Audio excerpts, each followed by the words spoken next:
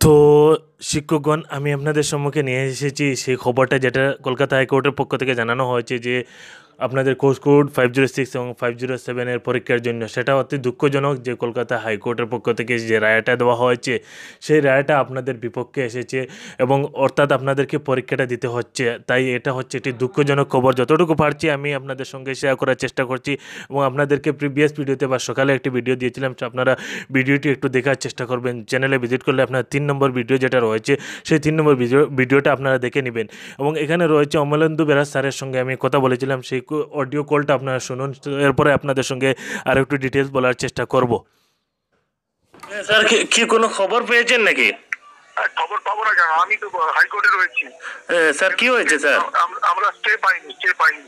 ও মানে পরীক্ষা করতে হবে, পরীক্ষা দিতে হবে না? হ্যাঁ, অনেক লড়াই হয়েছে, অনেক টাকা উঠে গেল, অনেক লড়াই হয়েছে। রাজ্য সরকার আমাদের পক্ষে ছিল, কেন্দ্রীয় সরকারের বড় বড় উকিল লাগিয়ে একেবারে হাড্ডাহাড্ডির লড়াই হয়ে আমাদের কোনো ইয়ে হলো না।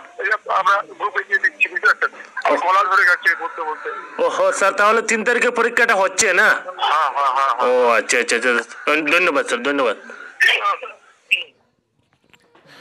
তাহলে আপনারা শুনতে পেলেন যে আপনাদের কোর্স কোড 506 এবং 507 এর পরীক্ষা আপনাদেরকে দিতে হচ্ছে এবং যেটা আপনাদেরকে 3 তারিখ দিতে হবে। তাই আপনারা নিজের পরীক্ষা দিন এবং প্রিভিয়াস ভিডিও যেটা আমি আপনাদের জন্য আপলোড করেছি আপনার 3 নম্বর ভিডিওটা দেখুন, যেখানে দেখলে আপনারা পুরো ডিটেলস পেয়ে যাবেন।